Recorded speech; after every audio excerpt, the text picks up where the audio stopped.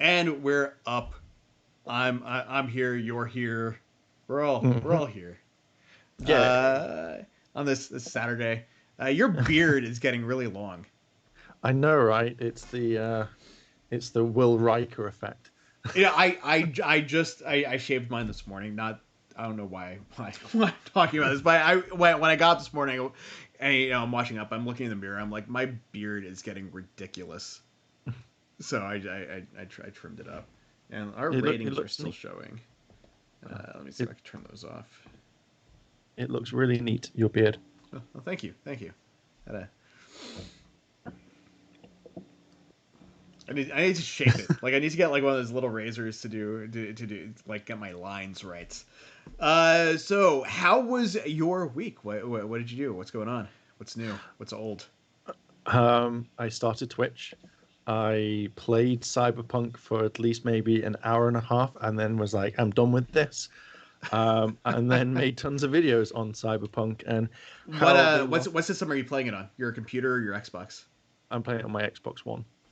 I'm playing Did you old have school. any problems with it? Yes, I had Really? a. Hang on, I'll quickly like send you the. 'Cause I also have it. I've played it for maybe a total of 2 hours now, Oh, and I've only run into one glitch. what was the glitch? Um, when I was going to get my cybernetics enhanced, like Yeah. that first mission where you go down to the shady doctor's office. Um, After all of that was done, I couldn't complete that mission. Like it was like talk to the doctor, and I was like, it's not giving me the option to talk to him. He just keeps saying the same thing over and over, and I want to complete the mission. So I left, and someone killed me, and I Mm. respawned back in the doctor's office again. And when I respawned, it let me continue. Oh So wow. That's that was it. uh Now I am where am I? I just finished the brand dance stuff.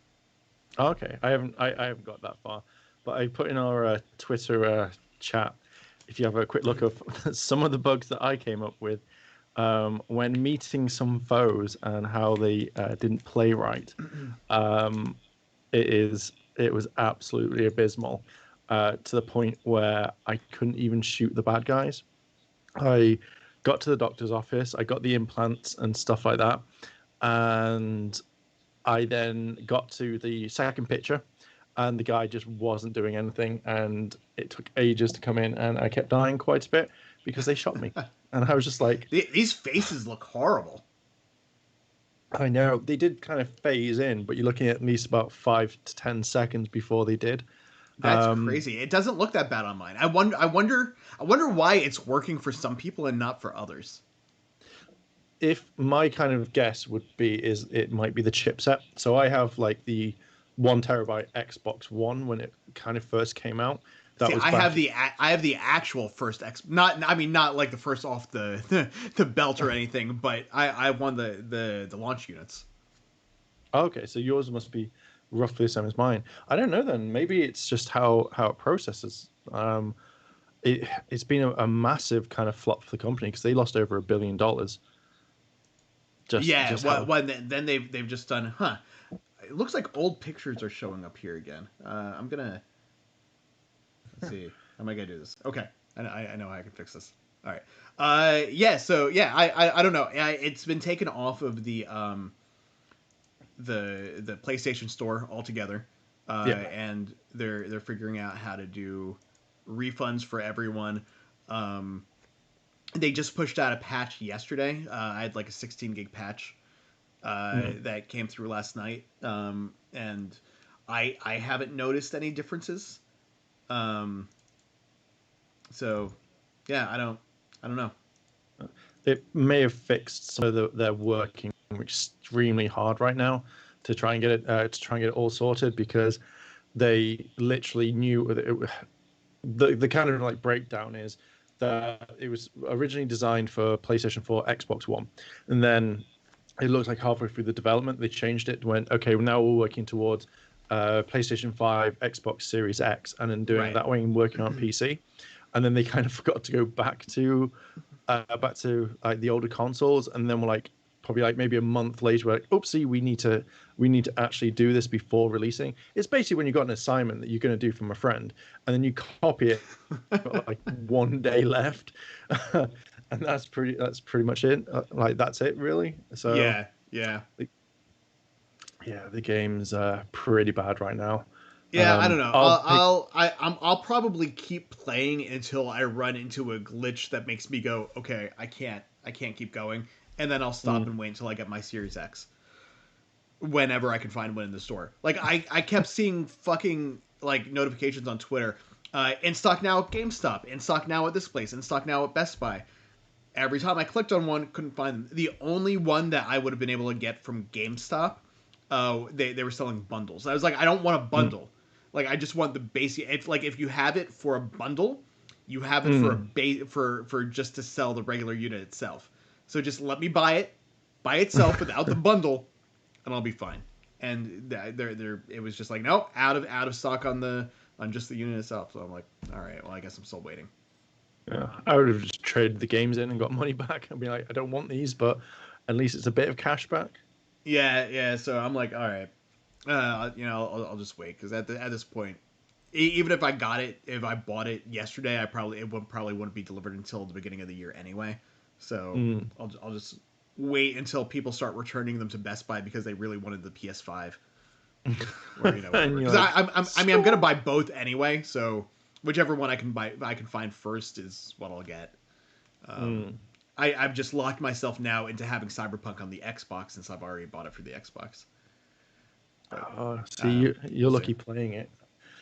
I was going to think about buying it for PC, but I was like, I don't want to buy it. It'll run on my laptop fine, but I don't want to buy it because I don't want to be. I want to play it in bed at times or stream it. Yeah. That's my thing too. Is I've got now. I just bought. Well, I didn't just buy. I've had it for a couple of weeks now. I got the new HP Omen 27-inch monitor. It's not quite 4K. It's like just above 1080p. It's like 25 something by like 1440, I think. So it's a nice monitor, but I don't want to be stuck playing it like here, sitting at my desk. I've got you can't really see behind me because my TV is over here, but on this side over here, I've got a couple of nice like IKEA chairs, and I can sit in front of my TV, which is 70 inches compared to this 27-inch screen. So. I did just Among Us did just go up on the Xbox Game Pass though. Did it? Okay. Yeah, so I've downloaded that now for both my Xbox and the PC. So no matter where I am, because I mean it's more or less a mobile game anyway. So I don't mind playing that on a 27-inch screen. It's just games in general, Yeah, I've got Among Us. I've only got it on PC though. Mandalorian.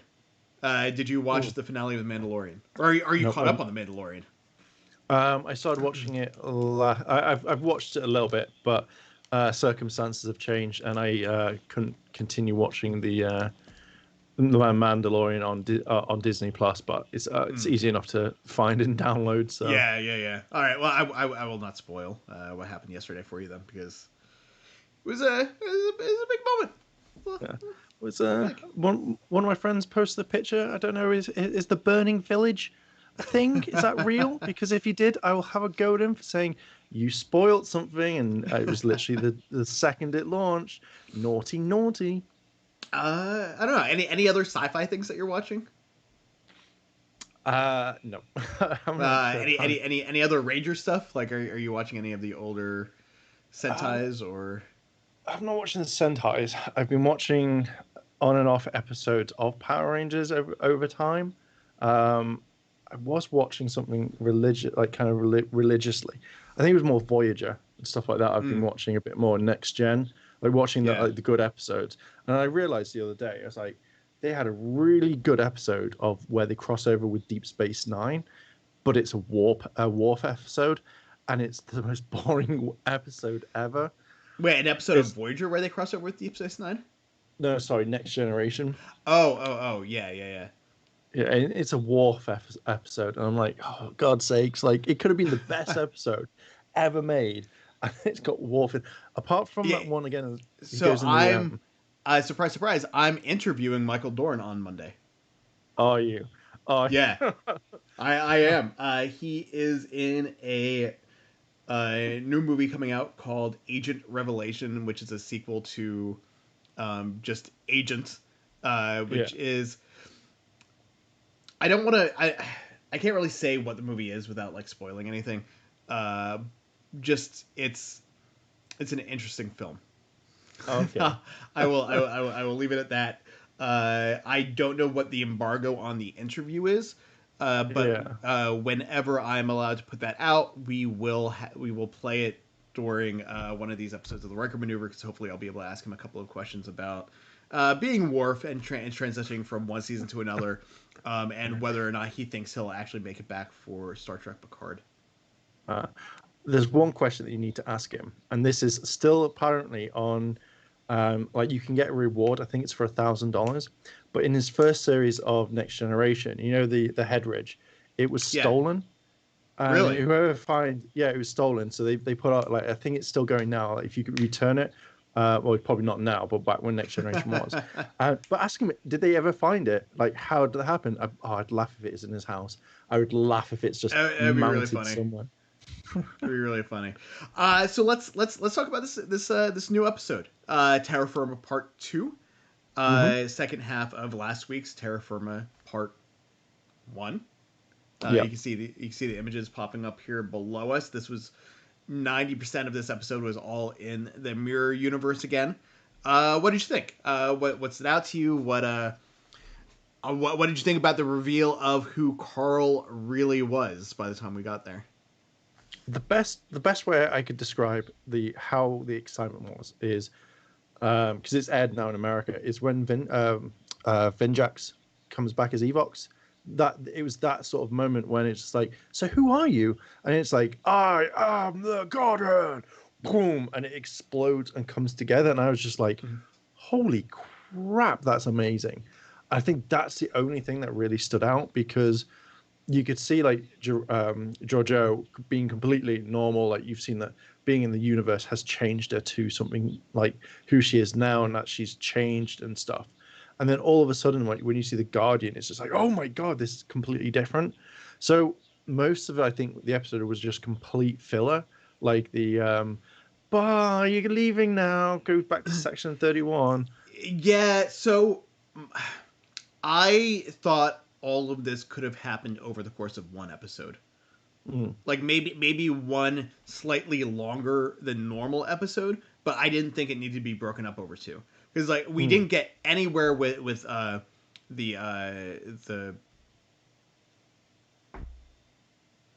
other thing, The the uh, burn, the yeah. the burn info. Like they made a little bit of progress on that, Mm. but they've been working on that for like 3 weeks now. So it just seems like that's been, and we've only seen like 2 or 3 minutes per episode of them actually dealing with that. So it feels like that's been put off to the side for the backdoor pilot for the Section 31 show. Yeah. I think like the entire episode, I generally thought that when like you're like, oh, you've been out for a minute, because again, that just reminded me of the whole thing of when they were like on Trill. That was it. It was just like, oh, you've been down there for 10 seconds. Well, But yeah, it seems it was to be, like that. It was like in Next Generation with when Picard got the flute. You know, that mm, whole thing. He was out for like a minute, but he had lived an entire lifetime inside of his head. yeah, Um, so yeah, I feel like that whole thing, like we've seen that before. Contact, mm, the Jodie Foster movie, when she falls through the thing, and she was 18 hours of her time had passed, but in our time it was just like a second that she had just like fallen through the vortex thing. yeah, Um, so like I the concept isn't anything new. Uh, it was done well, but mm, I was like, okay, I've seen this before, and yeah. we obviously had already pretty much figured out that that was the Guardian of Forever. Yeah, like I thought, like at a point before that one, there was a simple thing where they were like, "Oh, so who are you? What are you gonna do?" And I generally thought that it was either gonna be a Q or the Guardian. It was gonna be one Mm-hmm. of those two that you could see. And I think that if it was more of a surprise because it was just like, here's the doorway, boom, it blows up, and it becomes the Guardian, and they start talking about it. But part of me literally forgot, I think, for a split second when it turned around, and it was just like, I was like, but they've never met the Guardian, like, so why is it even here? It shouldn't even be referenced. And then I remembered, no, wait, it's 900 years in the future. Kirk has met them, so therefore it would be fine. And I was just like, okay, that's I'm all kind of caught up. I Yeah, yeah, think yeah. it was just it was I think because everything had pointed towards next generation, that it could have been like, Q could have snapped in and been like, actually I am Q now.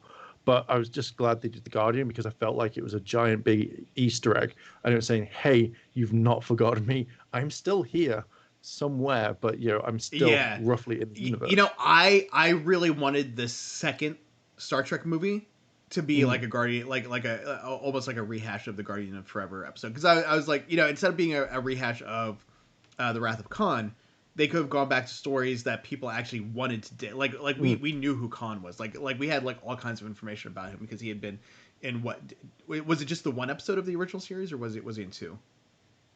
I've never really watched the original series. I think if it's the Guardian, then he was I in well, what? the Guardian was just in one. Khan, I think Khan was only in one, and then of course the movie, and Mm. then in Enterprise we had we had that um, Data's creator's relative Okay. was what Uh, was a Soong, like that mm, we got more information on, not on him specifically, but on his line.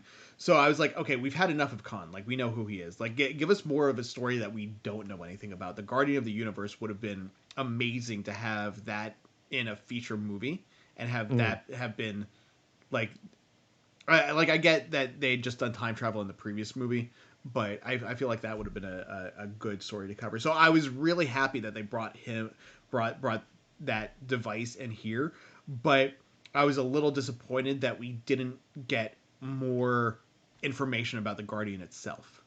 Mm. Like basically, it was just a plot device. Like you said, it could have been Q. It could have been um, any number of other races, like we discussed last week. And the fact that they used the Guardian, it was like, okay, cool, we're seeing the Guardian again, but where did he come from? Like, why is he here? Did someone make it? Is it just like just this eternal thing? Like, is the Guardian like a Q type thing that just exists? Like, I want to know like Mm. where can like I want to know more about it. And I'm a little disappointed that we didn't get that.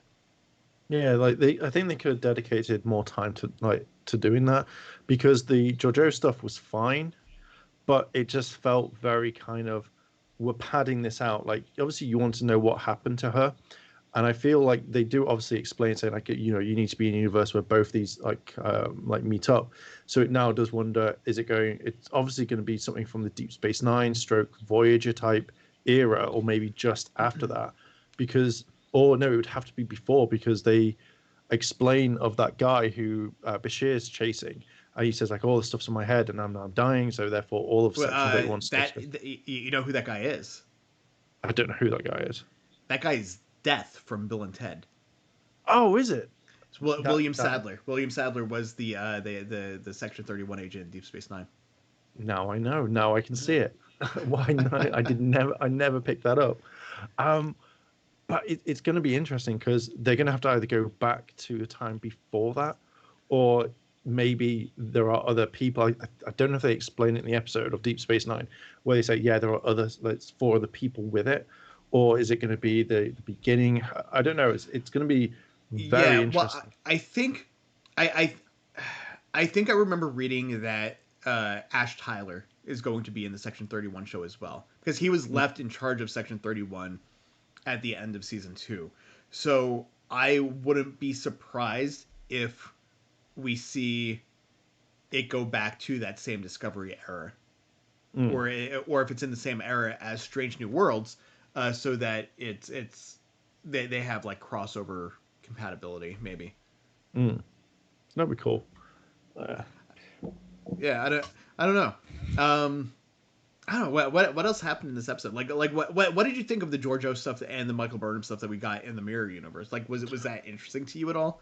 Was it just kind of like, oh, okay, I knew this was going to happen, because again we talked about this last week, and like pretty much what we said was going to happen is what It happened. happened.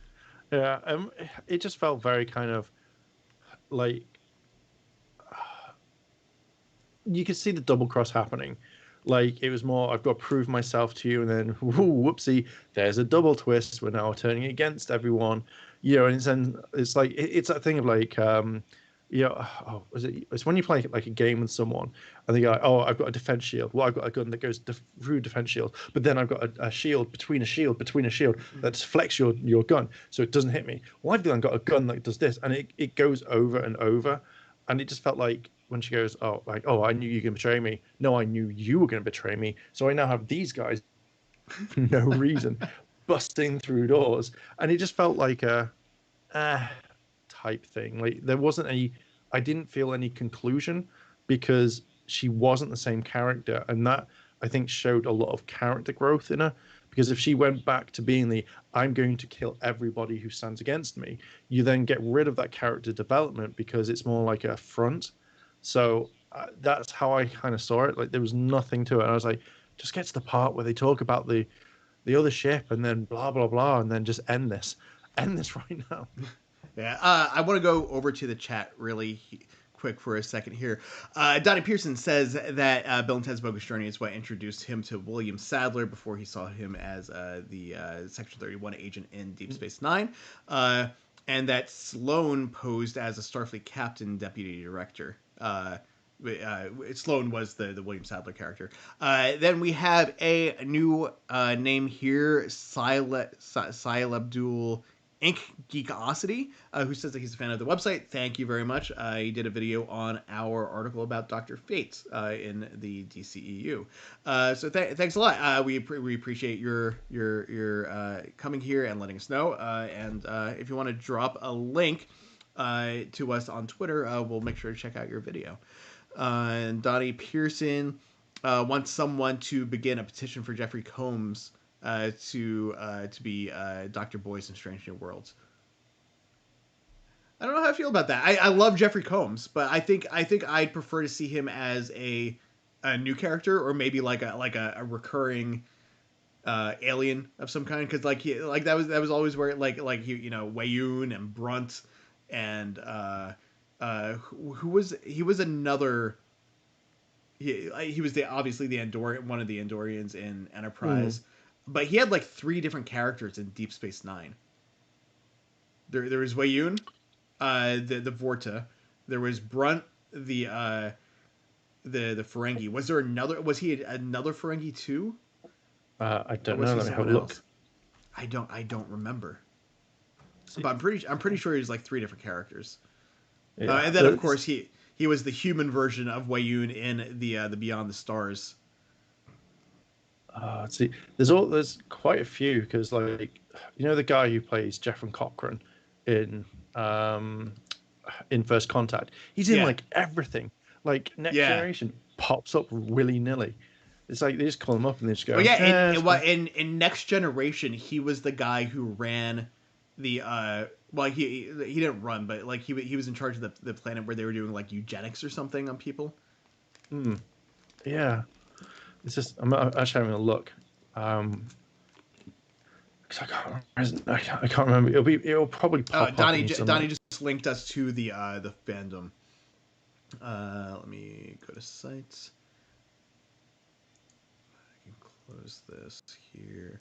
Okay, so Jeffrey Combs was in he was in Deep Space. He was Tyron in the episode Meridian. He was just a random one-off alien. Brunt, Wayun 4, Wayun 5, a hologram of Wayun. Then the human character in Far Beyond the Stars, which was basically supposed to be him anyway.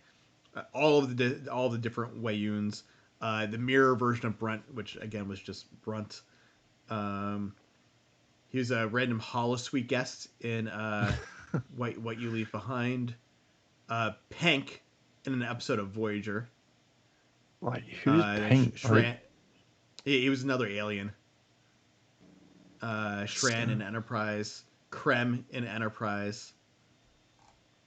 So yeah, so he's been, let's see, one, two, three, uh, four, five, six different characters throughout the course of Star Trek. Damn. To be fair, that's quite a lot. You don't see him in the Ferengian Donnie scene. Pearson also says that Jeffrey Combs auditioned for Will Riker. So Ah, can that would have been a completely different character. yeah. That's I interesting. wouldn't. I don't know if I could see him as Riker. I can as well. Like I can either. I can try to even think about him. Like it just doesn't work. I think. Yeah, Um, like my brain just malfunctions when I'm trying to see that. yeah. It's just so weird. I'm also trying to find like the other guy, who played Zach and Coffrin. Um, That was a James Cromwell, yeah. How many right? like? Yeah, Oh, he's only done. I thought he did a lot more. He's only done like 4 roles. He yeah. played one role in no, well, two in Next Gen, and then one in Deep Space Nine. I thought he did a lot more. Oh, well, I'm completely baffled on that one because he played Prime Minister Nayrock, the Yeah, who that's was the guy the that I was thinking of. yeah. He then was Jaglum Shrek, he was in TNG Bright Light, which is the Worf episode, which is the wasted Oh, TNG and yeah. DS9 crossover. Then it's Minister Hancock on DS9, and then Zekran Cockram. I thought he was in such a lot like more. I Huh. don't think so. I Yeah. am I'm very surprised. I mean, there's Tim Russ, who has been in like I think a few He's different roles too. Because like he's been he was one of the he was one of the thieves in the episode where Picard didn't want to go to that summit on the planet while the Enterprise was being cleansed. yep. Um, and then I know he was somewhere else because Tim Russ had originally auditioned for Geordi. Did he? Oh wow. Yeah, and again, he would have been a completely different character if Tim Russ had gotten that. Yeah. Can you imagine if it was Geordie was in Voyager? Right? as as Tuvok. That'd be weird. Yeah, Yeah, that'd be so weird. yeah. Tim Russ is I think they thought he was too young. I think is what they probably said. yeah. But yeah, anyway, let's jump back into this episode. So the mirror universe, we're more or less done with that. Yeah, The the uh, the stuff with Giorgio again, we kind of called it last week. Basically, she was going through all of this in the mirror universe to prove to the Guardian that she had changed and she wasn't the same person that she was when she had left the Terran universe. So he was just basically making sure that she was worth saving, and she was. I kind of wish though that we had gotten more of the Giorgio that we got like close to the end there mm, earlier in the season, because like we knew she was changing, because we could see how she was interacting with people, but she got like really, I hate using this word, but she got really soft mm. like there in those last few moments before she went through the vortex. And I wish we had kind of seen that with her with some of the other crew members, like just more of that definitive, like instead of seeing her put up a front with everyone, like actually like maybe have at least one more episode with her where she was like, no, I really have changed, instead of it just happening, like right like that. Yeah, But I think I don't know how that would have worked out though. uh, I think like it's going to be interesting to see if her character's gone on, because the first thing that I thought of is if she's going to section 31 and it's going to obviously be time. I reckon that she would send information back to Burnham at some point. Be more like, yeah, I know I'm going to be like this in section 31, but I'm going to help you because you're your family, even though you're not about anymore. But I'm going to send stuff like, oh, the sphere data now suddenly has like 10 quadruple like terabytes of data that wasn't there before. Mm-hmm. Like how they say, like how they mentioned with the wrist strap, they're like, oh, you've got like 3 months worth of data now that wasn't there before in the blink of an eye. And I generally thought she was going to take off that band and go, use this for whatever you've got later on, and then take that. So again, it could be a thing where it's linked to a BioWare, so she could input that information and go, oh well, the burn was this, you've or this piece of information was lost, but I've given it to you, or given orders for people to keep updating Burnham all the way through. That I think that would have been a cool. Will they put that in? Probably not. Should they? Yes. But I mean, here's even more stuff. So she obviously knows what's happening in the future. So what's to stop her now in the past from changing the future? Yeah, exactly. Will it like she could easily put information into like some sort of encoded Starfleet thing that Vance is only able to open once the Discovery appears in the future, and it's like, hey, here's all the information on the burn. Here's how you fix it. Yeah, it's like I know that you're going to be trying to do this, but I think it'd be interesting to just have all the information at the tip. But Burnham's going to be like, I don't want to read it. It'd be like, Philippa, no. Yeah, I mean, but that also, I guess that also brings up, okay, well, if she does that, that's going to change the future, and now there's going to be different timelines, and it's going to break. So how do we know which future we're actually following? Like it time travel. Yeah. Or maybe she's like, Georgiou becomes the person that goes, watch out for the burn. And she's telling everyone, they're like, silly person, the burn's not happening. Dilithium's going to be around for a long time. Yeah, I don't know. I guess we'll see how that goes. But speaking about the burn, how did you feel about what we actually got with Stamets and Adira and Jet Reno and Book here in this episode with everything that was going on? I generally thought that it's that same sort of thing. It's like when he comes in, when they're going like, oh, we've been trying this, we've been trying that, we can't figure it out, I'm too tired. It's like someone just comes in with a miracle answer. This one device does everything. And there we go. You've now got the information for it. I feel that was the key thing. So it's Buck can now come in and go like, well, I've got a device from the Emerald Chain that can do this. And it's like, oh, of course you do.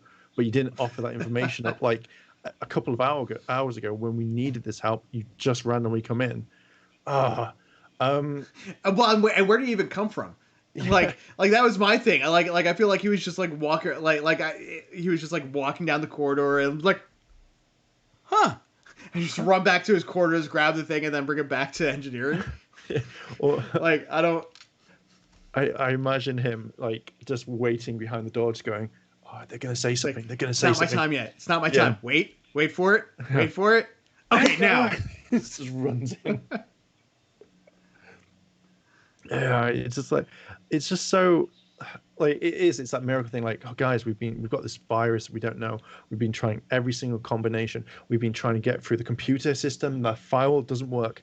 Hey guys, I've got this floppy disk that will do everything. Perfect. We figured this out like 20 years ago. Like, why are you guys still trying to figure this out? I don't get it. Yeah, it's just it felt weird. I feel this whole burn thing is like they've emphasized it up and said like, boom, this it's the thing that destroys dilithium. It's the thing that everyone's like kind of figuring out, and it's being backpedaled a bit. It's like it's on the side where you kind of think, yeah, cool, you need to have other storylines, but you could instantly have had the whole thing of, right, let's figure out what the burn is. Cool. And, oh, look, Philippa is being like, she's now crashing because of that. Oh, look, now we're going to get the Federation. Like, you could do it in block stages. Okay, so this thing that Book had, it's. I'm going to go into this explanation. He explains that the static in the subspace barrier is preventing their connection. Couriers use range extenders, so it's basically a Wi-Fi hotspot to amplify weak subspace signals. So now using that hotspot thing, they're able to break that connection because I guess they're using is when the burn happened, it destroyed those subspace amplifiers that the Federation had put in. So now I guess the Emerald Chain had put in their own. So he's got a device that taps into their network. Sure. It like I feel now, like as they say, like they mentioned it up when the admiral was just like, oh yeah, by the way, what could give they could have the information themselves, and I generally thought that's it, and he's like, oh no, it's absolutely fine. And you're like, it's not going to be fine.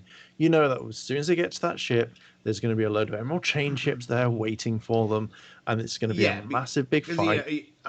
where is it here?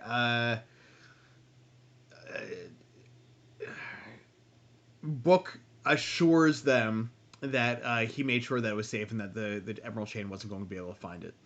They made it a point to point that out. So that like really feels like it's foreshadowing. Okay, the Emerald Chain is going to figure out that they know what's going on with the burn, or figure out that they know where the ship is, and they're going to try and go get the ship for their own use or whatever. So I don't know. Random notes from this episode. Obviously, we were talking about this already. Carl reveals himself to be the Guardian of Forever, as first seen in the original series episode, The City on the Edge of Forever. This is also the only other episode in which his newspaper, The Star Dispatch, appears. We kind of knew that. Carl also confirms that Georgiou's experience in the Mirror Universe created an offshoot alternate timeline of that universe.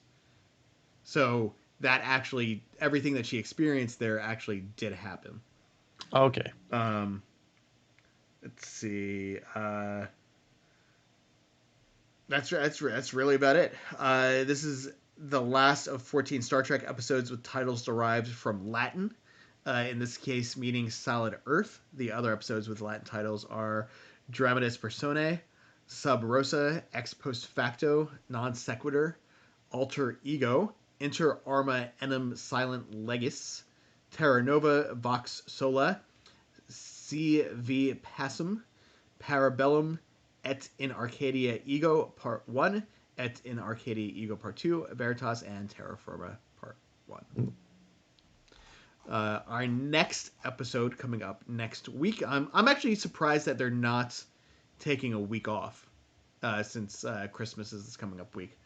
I mean, I guess it's technically airing the day before Christmas since it's going to be on the 24th. But I don't know. I guess that's the benefit of going with streaming. We don't know anything about this episode really yet. I didn't see the preview for next week. Did you? No, we don't get it over here. We literally just get the credit, and that's it. So we know that's called the Citadel. Let me see if I can find it here really quick. While I am looking for it, what do you think the Citadel might be? I reckon it'll be where all the relics of the past are, and the fact is that very important information is going to be there. Or it's going to be Neelix's House of Pain. Neelix's House of Pain. Is that like a BDSM place that he's working at now? No, it's where you've got to literally go in and try all his cooking, and you're like, oh god damn it, Neelix, I do not want to eat your chili. I don't want to eat your food. I do not want to know what your grandmother cooked years ago. It all tastes like garbage. Get that replicator online and off. Okay, so there was a preview on this episode of this last episode of the Ready Room. Let's see if I can pull this up here, because I don't see anything involving something called the Citadel in Star Trek. I'm just gonna turn this on. We'll see what happens. You're probably not gonna be able to hear it because it's coming through my headphones. Let's have a look. Let's see. So we see a bunch of people standing around in their mess hall. It looks like this is like right after they were talking about Georgiou. So they're all still remembering her. Stamets and Adira are talking, and Stamets is trying to get Adira to go and actually interact with people because she's still kind of not good at making friends. Her boyfriend reappears, Gray. So Gray is back in next week's episode. Is Gray smiling a lot? It's more of a neutral expression. Stamets kind of talked to him a little bit. and that was it. So that didn't tell us anything about what is actually happening in next week's episode. Do you That think that? felt useless. Do you think this is going to be the filler episode of the season where no one cares, where the rest of the season's been filler so far? I don't think so because Non is also coming back in next week's episode. Mm. We didn't see her in that preview, but there's only 3 left. We've got the Citadel. Then episode 12 is the good of the people, and then episode 13 is outside. So I don't know. There's okay. So there's a ship class that are called the Citadel class. It's a dreadnought developed by the Voth, who used them in the late 24th century. These starships were rarely seen, but quite able to hold off small fleets of other vessels. This was achieved by their use of the highly advanced Voth technology, like gravity wells, tractor beams, and several Aceton drones. They're slow moving. They made a use of a wide angle torpedo deployment system that allowed them to launch transphasic chronoton weapons in any direction. The same system was able to deploy seeking charges designed to home in on stationary targets. That's from Star Trek Online. Let's see, 24th century. Okay, in February 2382, a Citadel-class dreadnought arrived at the gateway to the First World to assist the Kanara Alliance in battle against the Confederacy Interstellar Fleet. This was a Voyager novel. 25th century, Star Trek Online, Star Trek Online, Star Trek Online, Star Trek Online. So we've actually never seen these in an episode. What, the Voth? The Citadel class dreadnought. Okay. Yeah, because I was just having the Voth. I only remember from 1 episode, I think, maybe 2. They were in Voyager, and they were the dinosaur race, right? From I think they're from the planet where Voyager touches down, and then someone finds it or something, and then they start evolving, because it's the one where the Chakotay turns around and he's captured, and they start talking about how they evolved and stuff like that, and how they don't like it, and then they do help them, and this one guy gets set back in his he's not allowed to be a scientist anymore. So I remember the Voth that was a whole big thing for the episode. Right. Okay, yeah. So the Voth evolved from herbivores, dinosaurs, hadrosaurids, species of large herbivore dinosaurs that inhabited prehistoric Earth. They may have evolved until they became a bipedal race and formed settlements on their homeworld. At some point in their time, they discovered that an asteroid would destroy the surface of their planet and began the task of leaving their homeworld. It had been suggested by Commander Chakotay that any settlements that the Voth had on Earth had been buried by natural disasters such as earthquakes or sank to the bottom of the sea. Yeah. So we're supposed to believe that dinosaurs evolved into bipedal species at the same time that other dinosaurs roamed around on Earth, and then they were just all destroyed, except for these few Voth who built spaceships and left. I know. I mean, I was there a day later, so I never got to saw any of this back then. But so it could have happened. I was just there after. But yeah, they do mention it in what is the whole Voyager episode. I remember it now. But the Citadel class, I just remember.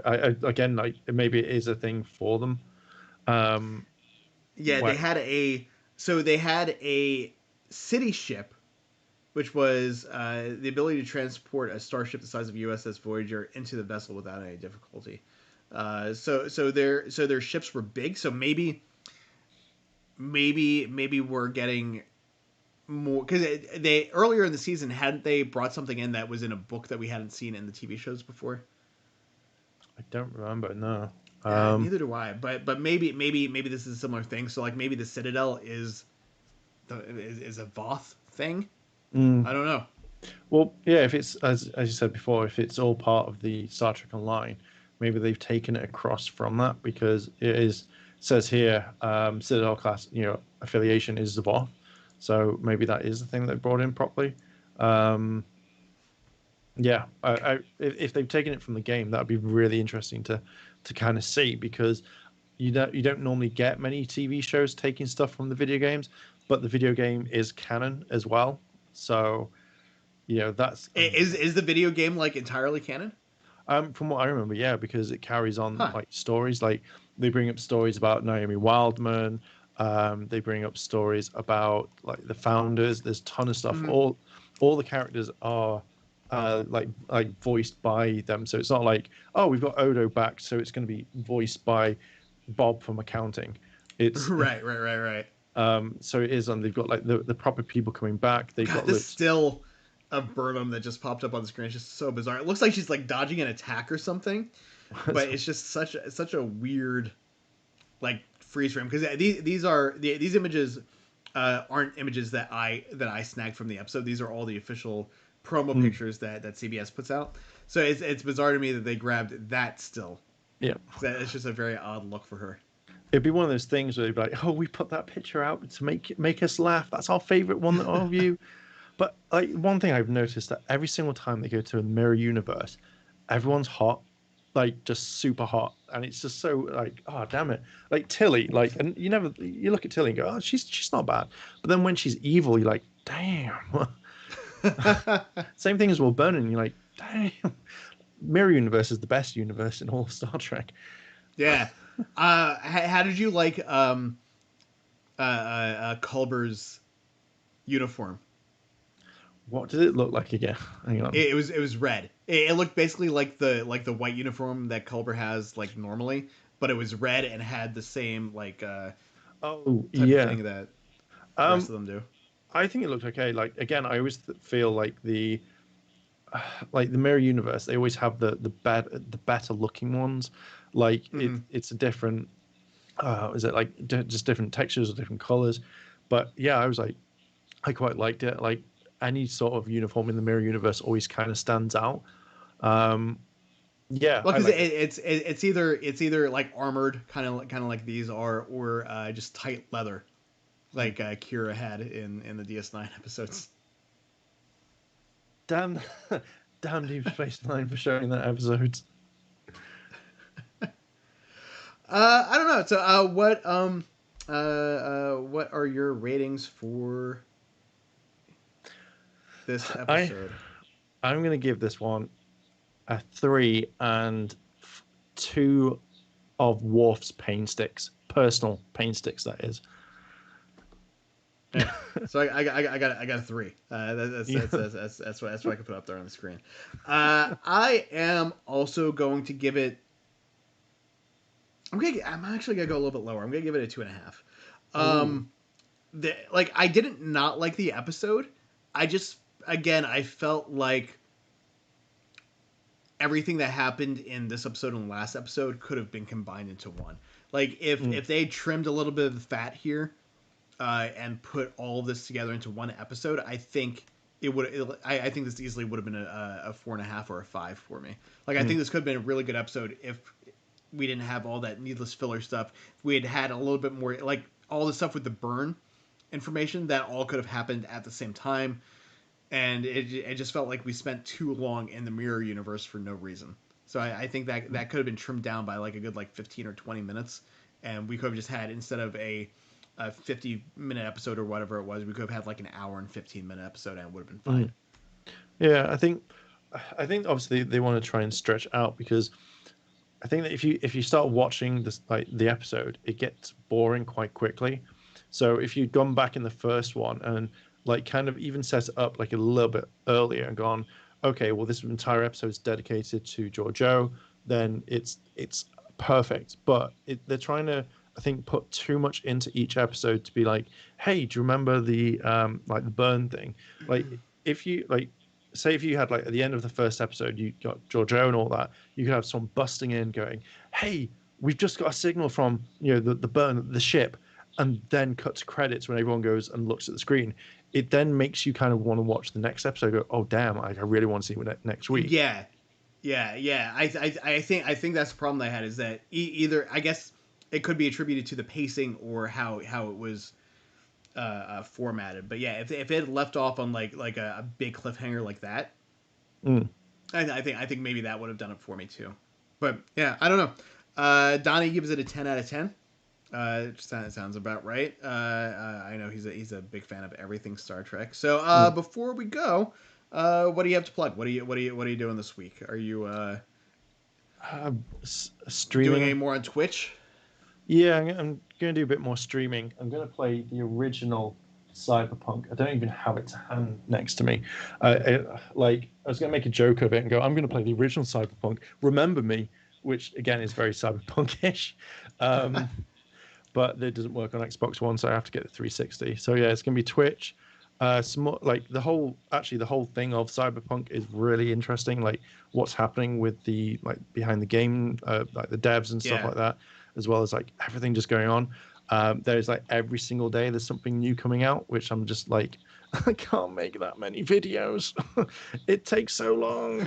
All right, so I'm gonna but before we completely wrap out, I'm gonna ask you a question here that I answered on Twitter. NZXT, Okay. who is they're a computer component manufacturer. They made like cases and some other stuff. They asked on Twitter yesterday,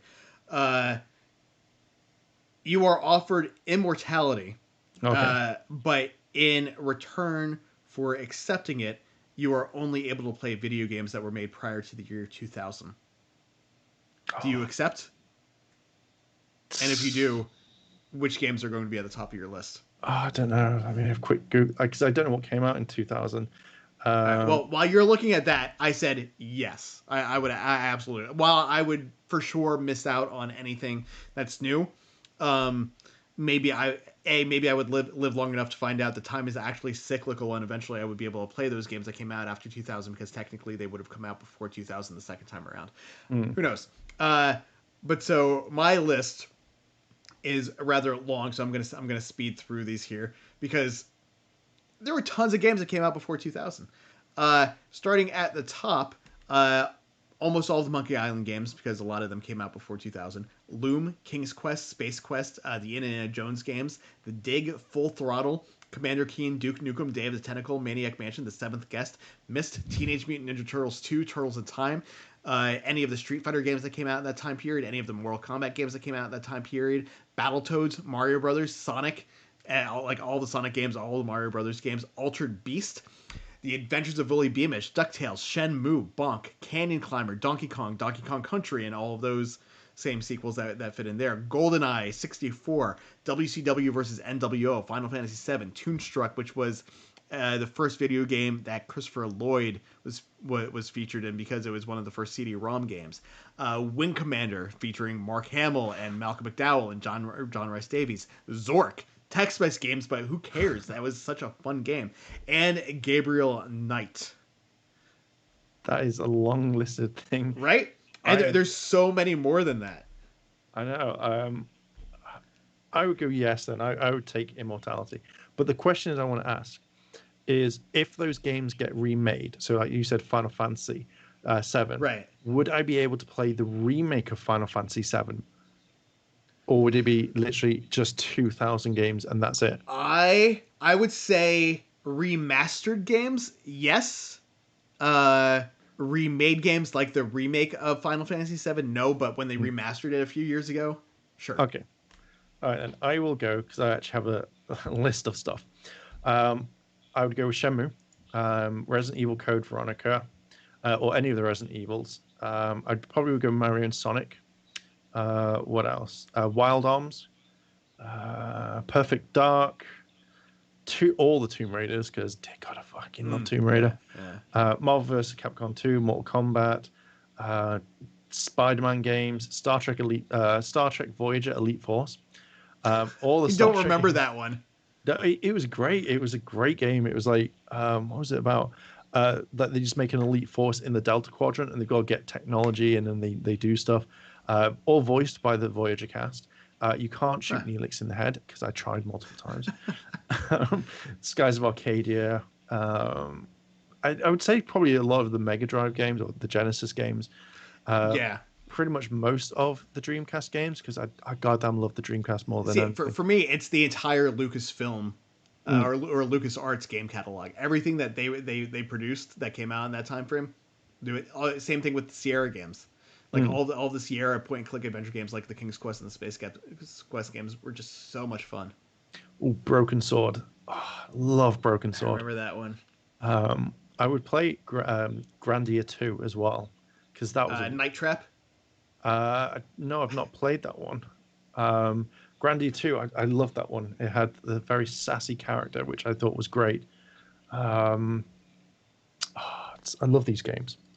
Yeah, there's so many, and they're so good. Like I feel like while I understand the complaints with Cyberpunk 2077 in regards to how it actually functions as a game, I don't think it looks bad.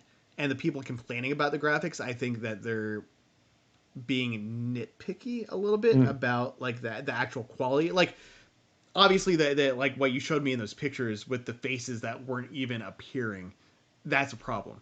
But mm. when they do appear, they don't look bad. No, I mean, I think there's a difference between having graphics to the point where if something like say Fallout or like any sort of the games that can actually load the faces, then you'd be like, okay, cool. Like that, those sorts of graphics are fine because they're designed for it. It's just when the company went, here's the graphics, or we're ditching us halfway through to go to the next gen or building that, then it's different. Yeah. The game is fantastic. Like I think it's going to be one of those games that is going to be multi-billion thing. Like it will have offshoots. It will have like two, three, Yeah, four, yeah, five yeah. versions. 4 months from now, when it's completely perfectly good, people will be Mm, all about it. But yeah, they should have just, instead of announcing a date after date after date for the pushback, they should have just been like, we're going to put the game on hold for right now. We're going to keep working on it. We don't know when we're going to release it yet, but mm, we will let you know as soon as we have more information. That at least would have gotten them out of having to set a new date and then set another new date and then set another new date and then set another new date. They could have just said, we've come across a bunch of problems that we need to fix. We don't know how long it's going to take us to do it, but mm, as soon as we can release this game in a manner that we actually feel confident you guys will like, we will do so. yeah. So I think that'd be fine. Even if they showed pictures and went like what I showed you. yeah. If they just went, this is what we've got so far. We're still taking it, or even just release the PC version first and go, Mm-hmm. the console games are coming out February time, and that's it. You'd have given enough people to go. You can either buy the PC version, or you can wait. But I think because they released it way too soon, and it was higher ups who did it, that's ruined the thing for them. Yeah. But now they've got to build up the trust again. Yeah, and again, the problem is the fact that they kept giving themselves dates, Mm, like they kept giving themselves deadlines, and like internally they should have deadlines, but they don't. They didn't need to share those with us. They could have just said, "We've run into problems, and we don't know how long these are going to take to fix. We're working as fast as we can. We'll let you know when we mm, have more information." That's all. That's all they had to say. yeah. And people, I think, and like you said, they could have released the PC version, which has like a lot fewer issues than the console versions do, Mm, and that would have been fine. There's yeah. plenty of things that come out on the PC before they come out on console, or come out on the console before they come out on the PC. Who Yeah. cares? You know, Exactly. whatever. I don't know. Thomas Franco just joined us. So hey there, Thomas. You caught us right here at the end. But yeah, so I think that's going to do it for us for this week. Again, check out Airlim over on his Twitch channel. You can catch the Illuminerdi live again tomorrow night with the Illuminerdi Wrestling Order. And then next week, we might have something special for the holiday planned. We're still trying to figure out the logistics for it, but we will post that in the community tab on YouTube and in our Facebook group and on our Twitter. So as long as you're following us in one of those places, you'll be up to date on what our plans are. And again, for Retro Ranger wrap up, we will let you know later in the week whether or not we are going to do a similar thing to what we did with Halloween, where we go through a bunch of Christmas episodes. We'll see how everyone feels. But yeah, Yep. that'll do it for us. You can find me on Twitter and Instagram at Bogon Poetry Slam. You are mainstream live on Twitter Yep. and Airlim on Instagram. Is that accurate? Yeah, pretty much everywhere else, Airlim, but Twitter, no. Damn that person stealing it before me. Have you tried? Have you tried to get it again? I I think someone's like made one or two tweets, so therefore it's like cemented. So if it was blank, I may have been able to contact Twitter and say, "Hey, can I have this?" Because no one's using it. But I think someone's tweeted on it like back in 2006 or something like that. If well, if they remove it, like if they change their name, and I think it's like 30 days later, you're able to grab it. I may have a look then. I think So so far. if they're not using it, it might be worthwhile. But anyway, we will catch you guys Yep. later if I can find the button here. All right, button. See ya. See you later, guys.